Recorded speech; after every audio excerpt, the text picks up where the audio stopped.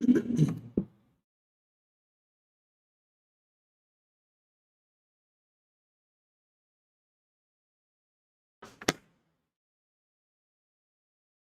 guys, hope you can see me and hear me.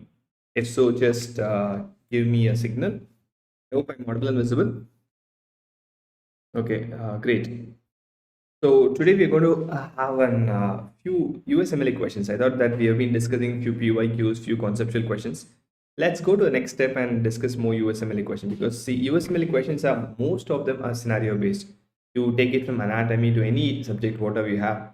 They are going to have a scenario, and it will be a bit more complicated scenario than NEET exam. So let's prepare for the worst, and hopefully we'll get whatever we want to do. Fine. To start with, if you're a Plus subscriber, you get access to all of these, the doubt clarification batch. If you have done your NEET exams before, you have a T&D batch and everything. There will be quite a few offers going on. You can use whatever offers you want to subscribe. You can use any code you have. If you don't have one, you can use Pathogens. Good evening, Isha. So let's go ahead. As I said that today we will be discussing about USMLE questions. So it will be a bit on a difficult side, but don't lose confidence. I just want you to read through the question and tell me what you think of. I want everyone who's online here to comment on the diagnosis, and then let's read something close to the diagnosis. Okay, I'll mute myself for the next 30 seconds. I want you guys to read the question and comment on. I hope you can see them.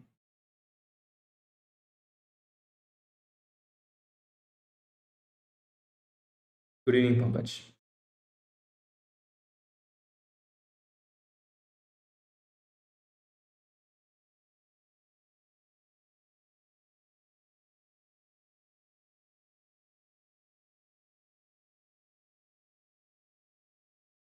Anyone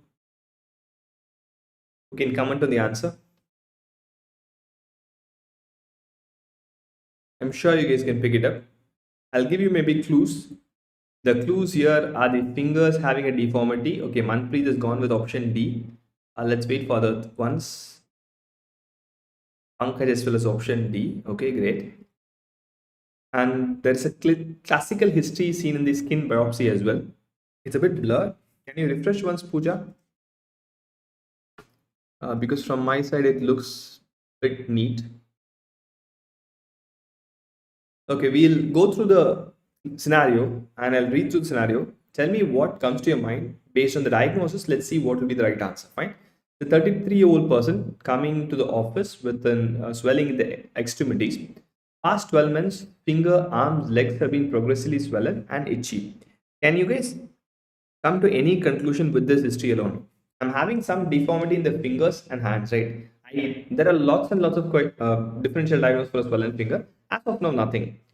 Physical examination shows a diffuse skin thickening proximal to the arms, thighs, and trunks, right? This one. This is kind of an hinting point for me. Let's come to a symptom or a sign here. I'm having a diffuse skin thickening in the fingers and toes, right? Let's assume that. If anything is thickened in my body, if anything is fibrosed, can I use the term sclero? I can, right?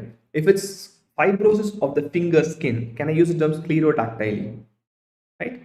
So what we are being explaining in the second line here is the examination of skin, that's sclerotactile. Fine, that's one half. The skin biopsy was performed. Histological section shows expanded dermal layer with atrophy of the adipose tissue and dermal appendages. So in the skin, there is no dermal appendages, but we replaced everything by a dense eosinophilic connective tissue. In other words, this is nothing but collagen, right? So the reason for the thickened skin is the entire dermis is replaced by collagen, and there is a destruction of all the skin dermal appendages. Let's go to dermatology a little bit and try to understand what the skin biopsy is talking about. Do you guys know any condition where the skin's adnexal tissues will be destroyed? No sweat glands, no sebaceous glands, nothing. In your dermatology, have you read anything? A great doctor. I'm coming to that. Have you heard about something in dermatology called as morphia? Morphia is where all the skin appendages will be destroyed and will be replaced by collagen. That's one of the symptoms of, like what Dr. M said, scleroderma or systemic sclerosis, right? I'm having a condition. The entire question here is describing scleroderma, that's all. Now again, I'll mute myself for 30 seconds. With my diagnosis of scleroderma, Can any one of you tell me what will be the long-term complication of a scleroderma or a systemic sclerosis? Now, if you want to change the answer from option B, option D, you're more than welcome to do that. Anyone?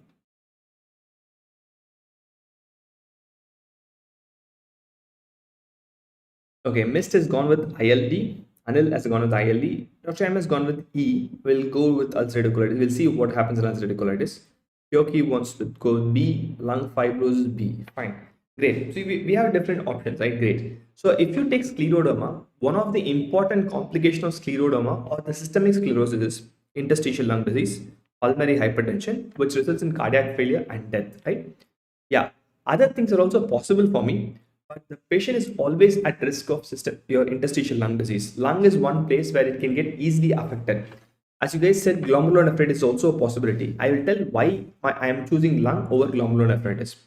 If you take dermis, systemic sclerosis or scleroderma, it's not a problem of the skin. It's a problem of the blood vessel. It's actually the blood vessel which gets inflamed. When you take lung versus kidney, which you think will have more dense blood vessels, lung or kidney? Lung, the entire alveoli is surrounded by capillaries. In kidney, the cortex glomerulus has capillaries. Obviously, the lung, right? The entire alveoli, the entire lung is full of capillaries. So when a vessel is damaged, automatically the lung will have tissue damage and I'm going to have fibrosis of the lung, right? Kidney also has that. That's a very narrow option, but I would prefer interstitial lung disease because it's a very deadly complication and that might kill the patient as well, right? So my answer here is going to be interstitial lung disease. Then yes, if interstitial lung disease is not there in the option, I would prefer your glomerulonephritis, right? If you remember systemic sclerosis, see, I want you to remember this template for every autoimmune disorder. There's a template for every autoimmune disorder. I'll write AA for autoimmune. This is how almost every autoimmune disorder's pathogenesis will lead into. I don't have any clear-cut pathogens for most of the autoimmune disorder. One, I'm going to have a genetic predisposition. Genetic predisposition may be HLA-related genes or a non-HLA-related genes. Based on the disease, I'll change, right? I'll come to it, Manpreet, right? So when I say HLA for celiac disease, DQ2, DQ8, that's an HLA-related gene, right? Non-HLA, CTLA4, or an interleukin 25 for multiple sclerosis. So I have some gene predisposition or PTPN22. There are lots of non-HLA genes as well. Then I need an lymphocyte dysfunction as well. Okay? Going to be lymphocyte dysfunction also. That also is one of the major problem of it, right? So when say lymphocyte dysfunction, in your thymus, what you must have read is the positive and the negative selection, right? I'm sure you must have read that. So what happens here is there are few autoimmune lymphocytes which stays back. So these are the problematic persons for me. This is there, and obviously the most important thing for me is environmental trigger. This environmental trigger can be as simple as an alcohol, a viral infection, a trauma, anything. I need all three of them. Only when all three of them are there, it's going to result in an autoimmune disorder. The environmental trigger will create an autoimmune lymphocytes more susceptible to kill my own cell with an HLA predisposition, right? Make sure you know all these three. Most of the autoimmune disorder, my template is ready, right? Manpreet, okay, see Manpreet, when I take scleroderma or systemic sclerosis, the problem is in the blood vessel. That's the main problem. I'm going to have a blood vessel like vasculitis kind of condition where the autoreactive T cells destroys the vessels, which causes damage. When a vessel is damaged in skin, obviously I will have fibrosis. The resultant fibrosis is what results in the collagen deposition, which causes sclerodactyly. The same problem happens in lung. When the lung vessels are affected, I will have damage. When the damage to the lung, it will heal by fibrosis. That's why it causes interstitial lung disease. Same thing. If you remember, there are two types of scleroderma, limited and systemic sclerosis, right? Limited and full-blown systemic sclerosis. If you remember limited systemic sclerosis, you must have definitely read this. Can any one of you guys expand this? We'll go one by one. Rest, calcinosis cutis. Again, I'll try to explain why calcinosis cutis also. Because whenever I'm going to have a cell death, like what we read, cell death is the predominant problem. What is the most common ion in any necrosis or any cell death? I'm going to have calcinosis, right? Raynaud's. Again, it's a primarily vascular phenomenon, right? Raynaud's.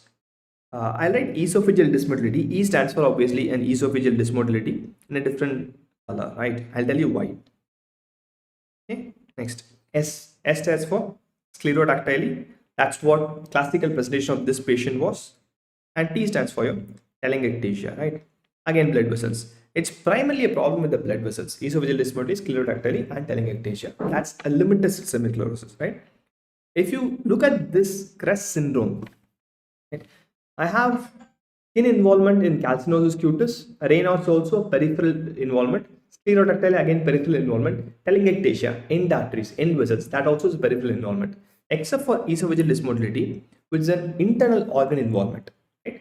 Generally, when I take lung or kidney or any internal organ involved, I'm going to call them a full-blown systemic sclerosis, except for esophagus. Reason being, esophagus is one organ which I'm sure you know, they don't have a clear-cut serosal membrane, serosa, like rest of the GIT, which means serosa always has the periserosal fat. The fat is always a cushion for my stomach, cushion for my intestine during peristalsis. But in esophagus, there's no fallback fat. So there's more chance of trauma to the submucosal vessels. When I'm going to eat, when the esophagus undergoes peristalsis, the submucosal vessel doesn't have a cushion of fat because of the serosal lack of serosa. That's why there's more damage, even in a subtle finding. That's the only reason an internal organ being involved in CREST syndrome, though it's a limited systemic sclerosis, right? That's very, very unique for limited systemic sclerosis. Only internal organ affected is esophagus. Rest everything is external organs, fine? Great. I'm just writing the different things of CREST syndrome P. I don't have any important points here. When we discuss the questions, I'll definitely highlight, right? Okay, we'll go to the next question. Read through the question. I hope it's visible. I want everyone here to comment.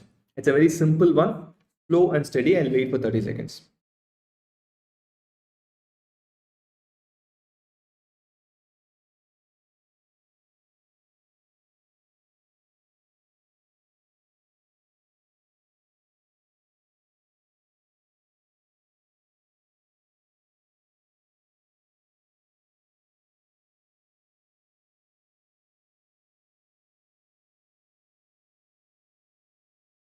Okay, Shrikant has gone with option A. Anyone else?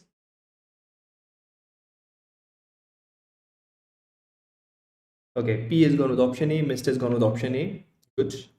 I think it's a relatively easy one, right? Compared to the previous question, at least.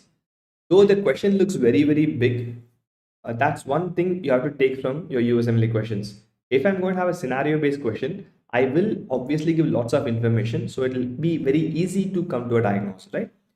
Clinical history is very, very classical of Barrett's esophagus, right? It's a classical finding for a Barrett's esophagus, and obviously, what the question what is asking, a similar adaptive response is seen in which of the following. We look at all the 5 options.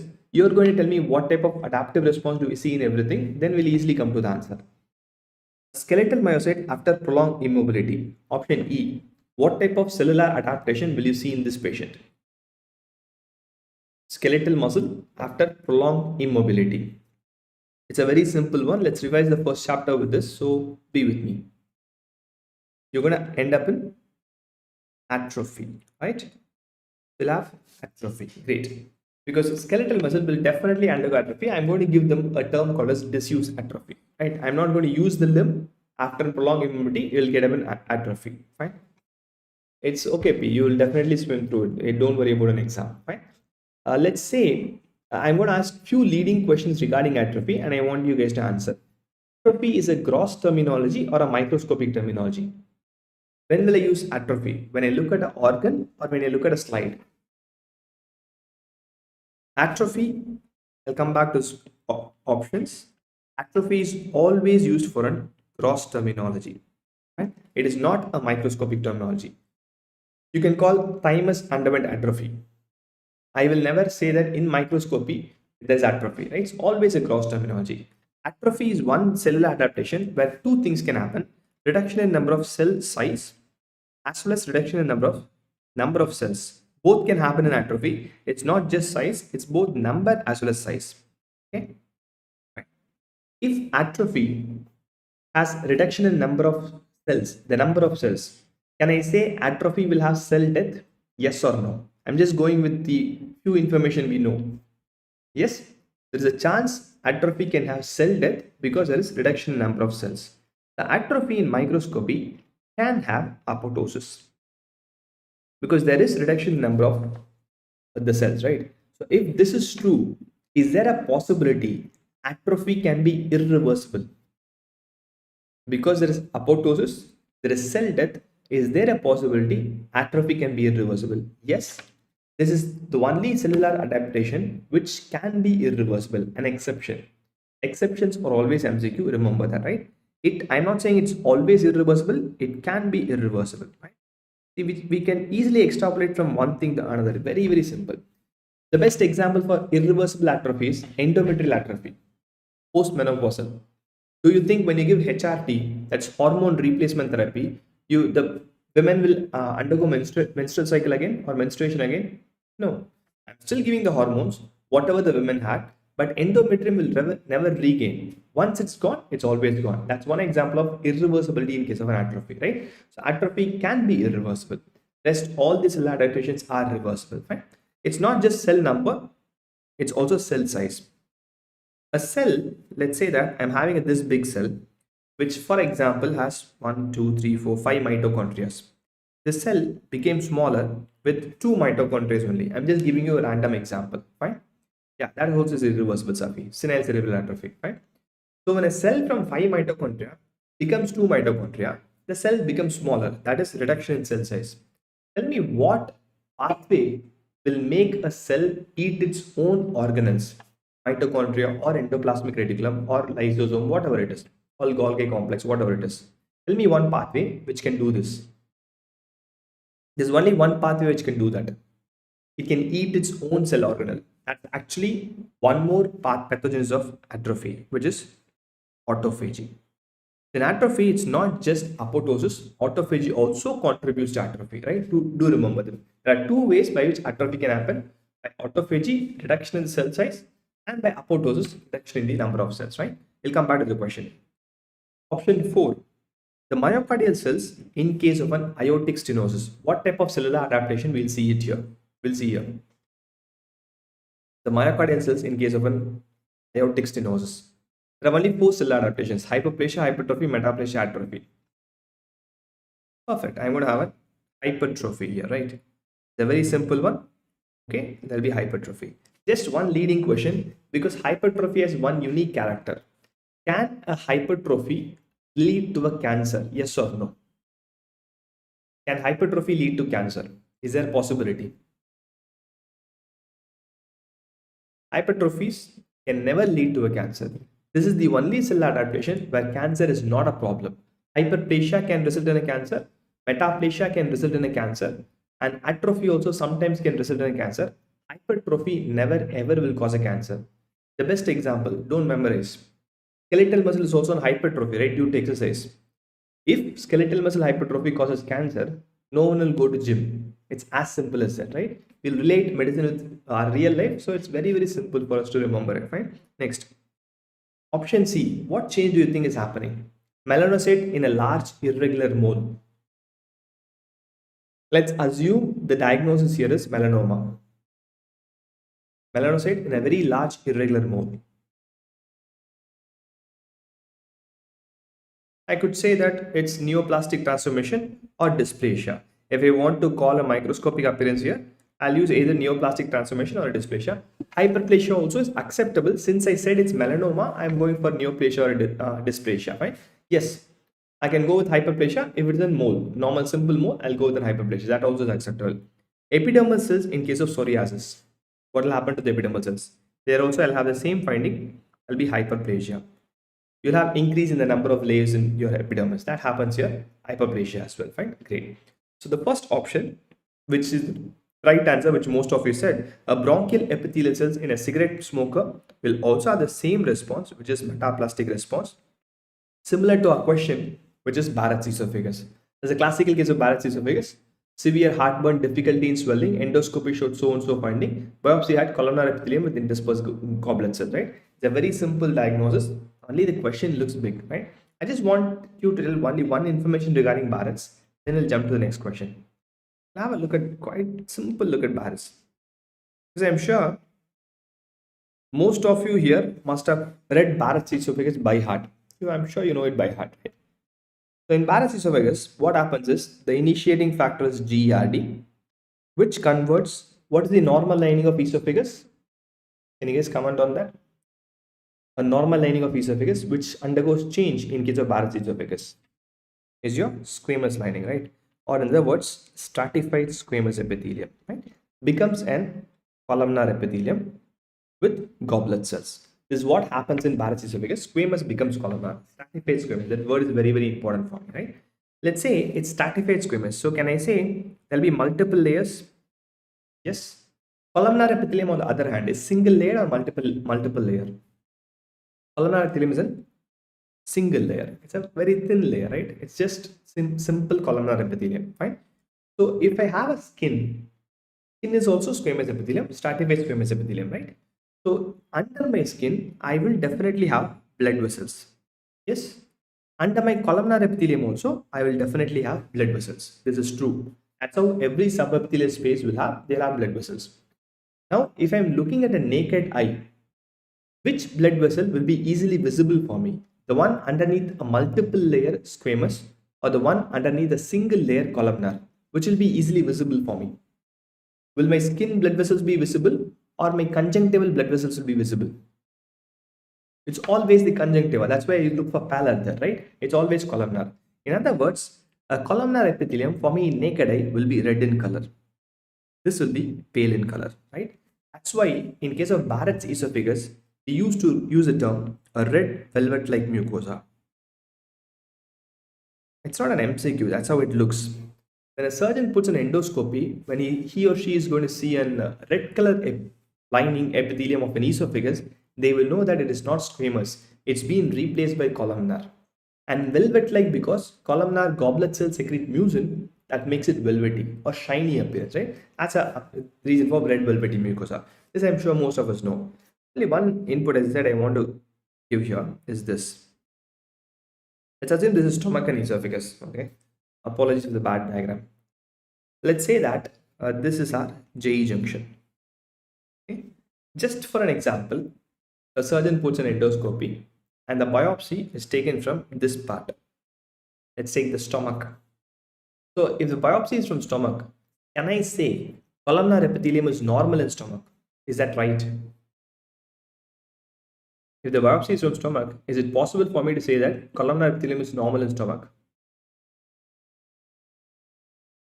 Yes. Columnar epithelium is definitely normal in stomach, right? Definitely normal in stomach, right? So, but if I'm going to take a biopsy exactly from the JE junction, the biopsy randomly comes from JE junction alone, can I say squamous as well as columnar epithelium is normal in JE junction? Yes, it's normal in JE junction, right? I can have both squamous, I can have both columnar, right? Shrikant, you're right. But stomach can also have intestinal metaplasia. So that's my concern here, right? Intestinal metaplasia is quite common in stomach. It can happen in my esophagus, in your Barrett's as well, right? If I'm going to have a biopsy from here, that is my esophagus, in any way, columnar epithelium is normal or abnormal? It's undoubtedly abnormal. It's definitely abnormal, right? This is what I require. I need this for sure. I need my surgeon to tell where the biopsy is from. If the surgeon is not going to tell me where the biopsy is from, my report will read squamous epithelium, columnar epithelium, seen, correlate clinically. This is the gap between clinical medicine and the lab medicine. I want you guys in future to bridge the gap. And we are dealing with evidence-based medicine. I will not believe when the form is filled saying that biopsy is from esophagus. I need evidence. You need evidence for everything, right? Which means if you're going to become a surgeon in future and if you take a biopsy for Barrett's, please write this. The biopsy is taken from dash centimeter from incisors. See, we have surface anatomy for a reason. What is the centimeter of JE junction from incisors? That you must have read in your anatomy as an MCQ. JE junction in a normal adult will be in and around 40 centimeter. So if the biopsy form says the biopsy is taken from 35 centimeter from incisors, in a normal adult, it will be from esophagus only. It can never go to the stomach. Even if it's in a hiatal hernia, it will be from the esophagus only, right? This information is what I want from the surgeon. If this is there, My job is very easy. I will tell whether it's Barrett's with low-grade dysplasia or high-grade dysplasia, or it has become carcinomatous. That is my job. Diagnosing Barrett's is not my job. Barrett's can be diagnosed with red velvety mucosa. That's enough. My job is to say whether dysplasia is present or not. For that, I need good information from you guys, right? So hopefully when you become PGs, if your intern is asking for an endoscopy, please teach them what it is. Please ask them to fill the correct things. Okay, great. Let's go to the next question. I hope it's visible. Read through the question. Might be on a difficult side, but yes, we'll definitely learn more about it. I'll mute myself for 30 seconds, maybe a minute.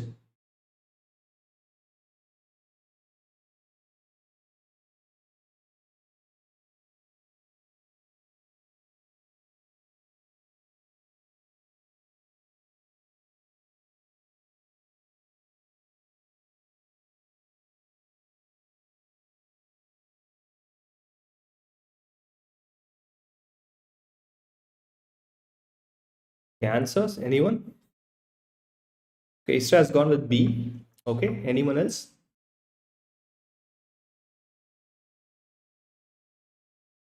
There's a very clear question given, and there's actually a very classical microscopic picture of the biopsy is also given. I hope you'll be able to come to the right answer. Okay, Mist has gone with E. Anyone else wants to add to it? I'll read through the question. 43-year-old person, worsening hip and shoulder muscles, and it's progressive weakness, and it's difficult to combing the hair and everything. The patient is reduced, the regular exercise, everything is problematic. The muscle, there is weakness. That's my major complaint here, right? And there's no history of spinal injury or no neck pain. Past history is significant, no drugs also, right? The muscle biopsy reveals MHC1 complex overexpression on the sarcolemmal epithelium with CD8 T lymphocytes. These are my classical finding here, right? That's more than enough for me to come to a diagnosis. Okay? With the options available, let's see what could be the right answer. See, I have 5 options here. Do you think it will be pan? Is there a possibility of pan? Polyarteritis nodosa will not present only with the muscle pain, right? Muscle involvement. That is very, very unlikely for a pan. Pan is a systemic disorder. It will involve many other organs apart from your muscle. It can involve my kidney, it may involve my other organs, intestine, many things, right? It's not something which is muscle specific. I can rule that out. Do you think this symptom is a feature of myasthenia gravis? Will myasthenia gravis have proximal muscle weakness and progressive weakness and everything? It's unlikely to be a symptom of myasthenia gravis, right? So I can kindly rule out that as well. So Isra said about Lambert-Eaton or Eaton-Lambert syndrome, right? In Lambert-Eaton or Eaton-Lambert syndrome, what is the pathogenesis? Can anyone tell me the pathogenesis of Lambert-Eaton syndrome? I'm sure most of you will know that. What's the pathogenesis? It could be a paraneoplastic syndrome where I'm going to have antibodies against anyone? Calcium gated channel, right? I'm going to have antibodies against calcium gated channel. If I'm going to have autoantibody involvement in a syndrome, the cell in the microscopy should be B lymphocytes or T cells. Yeah, you're right. So the cell will be B lymphocytes or T cells. If it's an autoantibody, I should have B lymphocytes. I can have CD4 T cells, but never CD8 T cells, because CD8 T cells is not involved in the antibody production at all. So with that information, even if I'm going to have a confusion, I can rule this out because I'm having CD8 T lymphocytes, which has nothing to do with antibody production for me. It cannot be systemic sclerosis. If it's a diffuse systemic sclerosis, the history is insufficient. It will not involve only muscle. Again, skin is important, internal organs is important. Again, this is an abnormality. So the only option left for me is polymyositis. I can rule out an answer also, right? It's not that you need to know this is the disease and come to a conclusion. Without knowing much about the disease also, you can rule out the options and attempt an MCQ. No one is going to ask you how you wrote the MCQ. Maybe if we get the first rank, tell that you know everything correctly, right? That's fine. Now let's see how to diagnose inflammatory myopathies. Because inflammatory myopathies are very important for me, right? So can any one of you name the commonest inflammatory myopathy? At least 3 common inflammatory myopathies. Though there are multiple of them, for undergrad, we do expect 3 at least. I'll tell you, just give me a second. CD8 is primarily for cell-mediated cytotoxicity. a virus or direct destruction of a cell, CD8 does. CD4 helps in the formation of antibodies in different pathway, Th1 or Th2 or Th17 pathway. Okay. I'm sure you must have read about dermatomyositis. That's one type of your inflammatory myopathy. You'll have polymyositis and you have inclusion body myositis, right? These are different types of inflammatory myopathy. These are three different types. As I said, there are lots of them. I'm going to consider these three different things alone. I'm sure you know the clinical difference. Dermatomyositis, your Scholl sign, your Gautam's papules, all of them with muscle problem. Polymyositis, inclusion body myositis, primarily muscle problem alone. With that information, clinically, I can come to a conclusion. I'm just going to deal about biopsies because muscle biopsies are something which are rare. We have not seen much, right? So when it's dermatomyositis, it's again a primary vascular problem. It's not a muscle problem. It's a primary vessel problem. It's a primary antibody directed against my endothelium. That's why skin is affected and muscle is affected, not just muscle. In polymyositis and inclusion body myositis, these are primary muscle problems. In dermatomyositis is the vessel damage, here is primarily the muscle damage. Which means, can I say in dermatomyositis, whatever inflammation is seen will be seen in the perivascular area. It will be seen only in the perivascular area, right? You'll have perivascular inflammation in case of dermatomyositis. Right? That's one very classical thing. But here in polymyositis, you'll have inflammation between muscle fibers. That's one classical finding seen in polymyositis. Right? It will be diffuse and be in between muscle fibers. Inclusion body myositis has kind of apoptosis like disease. It's like apoptosis. Let's assume it's causing apoptosis. If inclusion body myositis causes apoptosis, and that's the way of damage of inclusion body myositis primarily, do you think there'll be inflammation in the muscle biopsy? Will there be inflammation in the muscle biopsy if it's dying by apoptosis? No, right? It'll be very little inflammatory cells because the primary mode of damage is apoptosis. I'm going to have very, very little inflammatory cells. That's very classical. We can kind of relate this into our clinical picture as well. I'm sure you must have read about myositis in your medicine also. Can I say with confidence, inclusion body myositis is one thing where creatine kinase will not be that much elevated to the muscle damage? You must have definitely heard this statement, right? In polymyositis and dermatomyositis, the muscle damage equals the creatine kinase levels.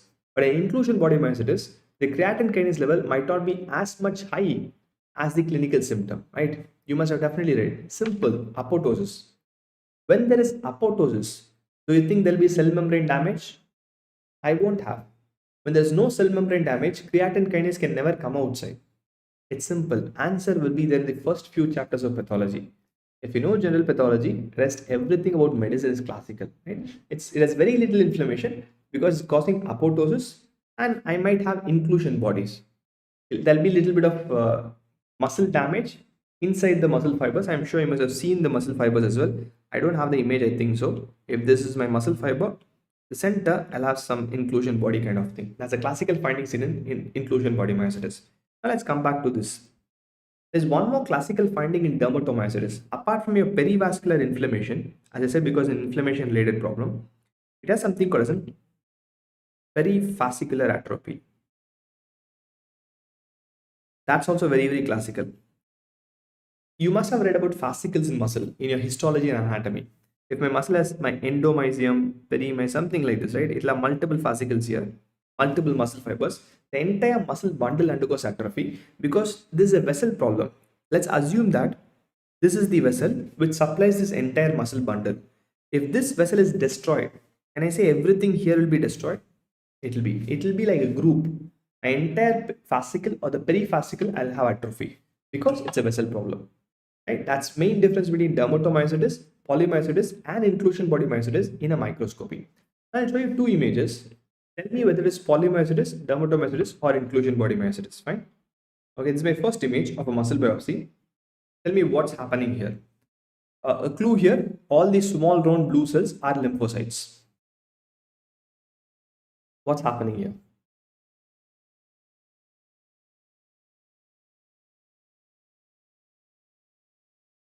Which one you want me to repeat, Anil? The small round blue cells here are the inflammatory lymphocytes. So is it dermatomyositis or polymyositis? As I said, dermatomyositis will have inflammation surrounding the vessels. You can see them here, perivascular. Polymyositis will have inflammation surrounding every muscle fiber. Here, this is a muscle fiber. This is a muscle fiber. This is a muscle fiber. These are all muscle fibers. Can I say I'm having inflammation surrounding every muscle fiber here? Yes or no? Yes, I'm having muscle fibers and there's inflammation surrounding every muscle fiber. Is that right, Anil? Can you understand that? So this is mostly my diagnosis of polymyositis. And in polymyositis, like the question says, it will be CD8 positive T cells. Okay, that's what happens in polymyositis. Okay, now you're going to tell me what T cells will be present in dermatomyositis. It's very simple because you already know the answer. Only problem is you don't know that you know the answer. In dermatomyositis, do we have antibody production or not? Do you know any autoantibody production in dermatomyositis? I'm sure you know multiple autoantibodies, right? Perfect. It is CD4. Because I have autoantibody production, your anti-Jo antibodies, anti-MHC2 antibodies, there are lots of antibodies, right? So whenever I have antibody production, it should be either B lymphocytes or CD4 T lymphocytes, because CD4 are T helper cells. So definitely they'll be present there, right? So here, look at this image. Let's assume that this part of the muscle is normal. Consider this. What do you think has happened to this fascicle? Can I say the fascicle on the top, which I have circled, is completely atrophied? It's kind of become smaller and darker. Apoptotic bodies or anything which is destroyed will become darker pink in color, right? So this is my perifascicular atrophy. Okay? Perifascicular atrophy, entire fascicle is gone. Just for a comparison, in the below half I have a normal fascicle, right? Perifascicular atrophy, this is a classical finding seen in dermatomyositis. And in dermatomyositis, it will be CD4 positive T cells because they do have autoantibody production, right? So there's a basic difference between dermatomyositis and polymyositis if they ask in a microscopy. Clinical scenario based, I'm sure you will be better than me, and that you should be able to differentiate the skin and muscle manifestation, primarily my muscle manifestation, right? Great. Okay, there are two slides in this question. First, read this slide and tell me what is your most probable diagnosis. In the words, tell me whether it's nephrotic syndrome or nephritic syndrome. Then I'll show an electron microscopic image. We will come to a conclusion.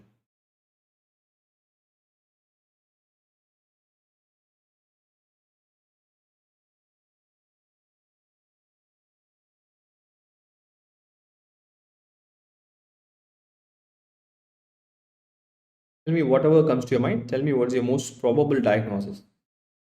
Again, you need not be correct always.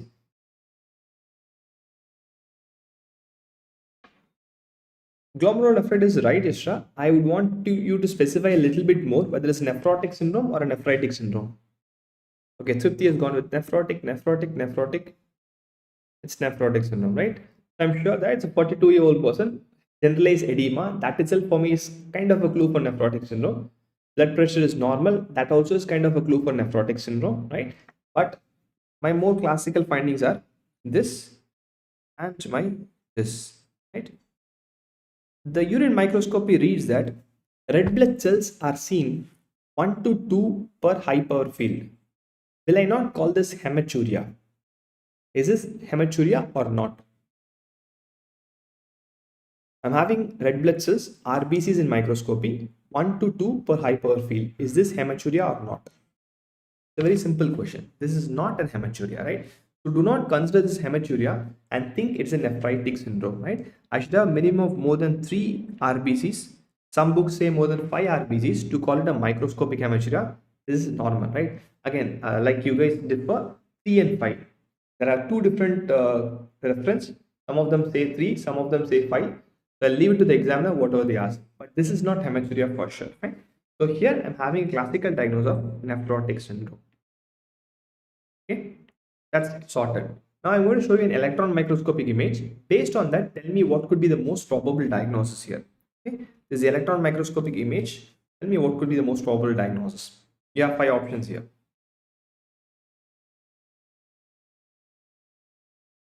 We'll definitely read the electron microscopy soon, but tell me what could be the answer.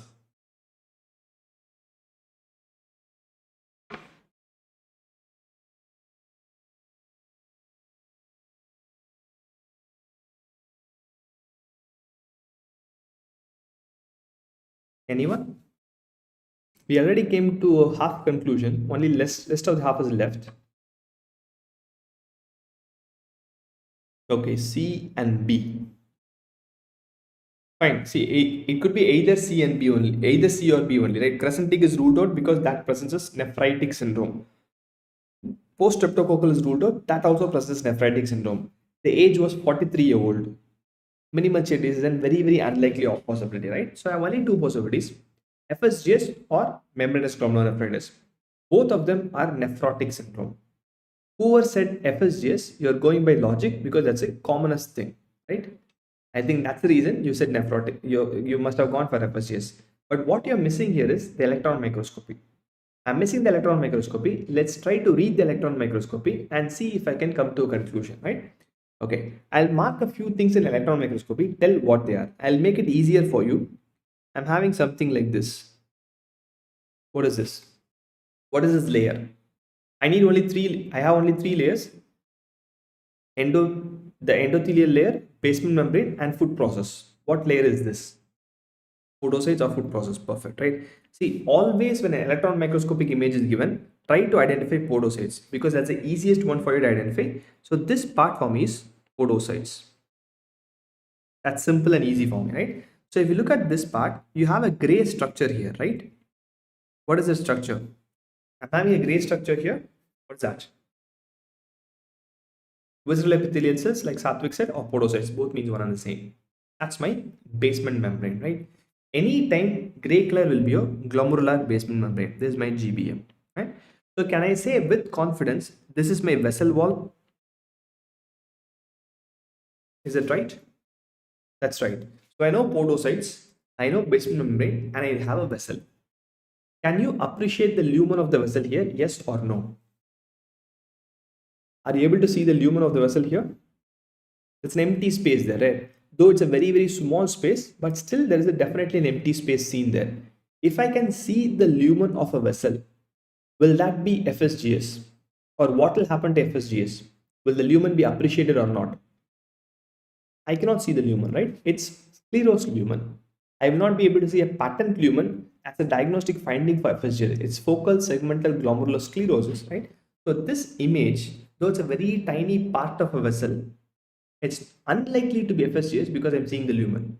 I'm not going to the diagnosis of membranous based on that. I have two more important things to go for a diagnosis, right? So I'm having a podocyte here, we'll highlight in yellow, and I've drawn a GBM below that, right? So here, this part, what I'm highlighting in again in yellow color, this part is gray in color or black in color? What am I highlighting? That's gray or black? It's definitely blackish, right? If you want me, I'll erase this drawing. It's much easier and visible for you now. That's definitely black, right? So whenever something is black in electron microscopy, I call them electron dense. When something is electron dense, it should be black in color in electron microscopy. That's my deposit. Which two Ishra? FSGs and membranous? I'll try to do it, fine. So that's my deposit here. See, I wouldn't call it as deposit in basement membrane. What I would see here is, let me try to complete the food process here for a second. I'm having food process here. If you can look, this is my second projection. This is the second projection for me. So till this is my food process. Can you guys appreciate that? It's kind of dipping into that, right? Till that is my food process. And here, this is my basement membrane. And this is the other layer. So can I say whatever black color is there is seen between food process and the basement membrane? The GBM is being compressed. Sure, I'll talk about other options. The GBM is being compressed a bit. So I'm having a deposit between, let's assume this is my food process. I'm having a basement membrane here. So what kind of deposit is this? That's my subepithelial deposit. Okay. That's how I can pick up this image. That's a classical subepithelial deposit. I will erase whatever I drew here. That will make it much more clearer here. Now we can see the contrast. I'm having a food process, black color deposit, a gray color GBM. That's a classical subepithelial deposit. Subepithelial deposits are diagnostic of membranous glomerulonephritis. FSGS will not have that. Second finding is, am I right in saying that mostly FSGS is seen in chronic kidney disease? FSGS is a classical finding seen in CKD, right? Yes. So if it is CKD, do you think creatinine will be normal or elevated? It has to be elevated, right? It's unlikely for me to have a 1 gram creatinine in a patient with CKD, right? 1 milligram per percentage. It's very, very unlikely to have that, right? So again, I have a clinical finding and my lab finding not suggestive of FSGS. Though it is more common cause of your nephrotic syndrome, clinically it is not fitting for FSGS or CKD. I'm going to rule it out. And in microscopy, electron microscopy, I'm having a subepithelial deposit, a patent human, so unlikely to be FSGS. So my diagnosis is membranous glomerulonephritis, right? Is that clear? The answer here is membranous glomerulonephritis, right? Isra, what will happen is crescentic glomerulonephritis. I'll have something called as crescent. If this is my glomerulus, the Bowman's capsule, I'll have something like a crescent, which will be made of both epithelial cells, your visceral and your parietal epithelial cells, which will compress my glomerulus from the top, which causes a rapidly progressive renal failure. So it's also called as RPGN, right? That's the first one. And for minimal chain disease, I'm sure everyone knows about minimal chain disease. You have nothing in my light microscopy, completely effaced electron microscopy podocytes. That's diagnostic of minimal chain disease. Child with nephrotic syndrome is diagnostic of minimal chain disease, right? In PSGN, what's going to happen in PSGN is when I have a I'll come to it, Charlie. Just give me a second. When you have an PSGN, it's streptococcus. The antigen gets deposited in the glomerular basement membranes in different layers, and my body's immunity is going to wipe out the streptococcal antigen. As a side host tissue damage, side of it, my glomerulus gets damaged. I'm going to have glomerulonephritis. Okay. Satvik, I wouldn't call this a spike and dome, though this is the reason for my spike and dome. Spike and dome is a finding seen in silver staining, not in electron microscopy, right? In GBM, we do have something called spike and dome appearance. We'll call it off a day with explaining of spike and dome. This finding seen in silver stain. Okay. What is the normal color of silver stain? Any silver stain by microscopy, what color do you think they'll form? What color do you think they'll form? Silver stain. They'll form black color, right? Everything made of silver will be black in color, right? That's how silver will be. Let's assume whatever I'm drawing is my glomerulus and your food process, fine. What happens in my membranous glomerulonephritis? I'll have deposit here. Okay? I'll have deposit here. I'll have deposit here. So this deposits is made of immunoglobulin, which will not be highlighted by silver. So what happens is, to be exact, the basement membrane will grow between the deposit. Will grow like this between the deposit. Okay, that's what will happen. Ideally, that's what will happen in a real life, right? This is my glomerular lumen. My basement membrane grows between the deposit. So when I'm going to do silver stain, as I said, silver, my deposits will be negative for silver. Okay, but my GBM, any basement membrane will be positive for silver. So what happens is the basement membrane will be highlighted like this, right? And whatever I said, it will grow between the deposits. That grows, that will be seen like this. That will be seen like this. And for understanding, between every spike of this here, I'm having a electron dense deposit, which is not highlighted by the silver stain, right? So when I do a silver stain, it kind of looks like a spike and a dome. That's why it's called spike and dome appearance. For me, this is kind of an obsolete finding after immunofluorescence came inside. Before immunofluorescence, this is how we are diagnosing membranous glomerulonephritis. Now I have immunofluorescence. I'll go with that. That's much more easier and short for me. Fine. That's a basic behind a spike and dome appearance of membranous glomerulonephritis. It's in MGM. Okay. Right. I hope it's clear. So we'll call it a day. I'll try to cover more sessions. As I said, that it's a little bit tight on schedule for completing the project of Unacademy, the recording ones. I hope the recorded lectures will be available for you, the entire pathology in Unacademy app. so that you need not go to live sessions if you don't like that. Live also will continue. You can come and watch us also any time down the road, right? Once that's done, I'll definitely try to conduct more classes. If you have any doubts, do let me know. If not, we'll call it a day. Thank you, Mist.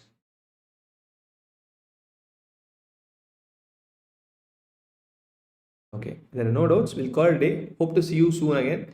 And great wishes for you to have an amazing September. And as usual, read well. Thank you. Bye bye.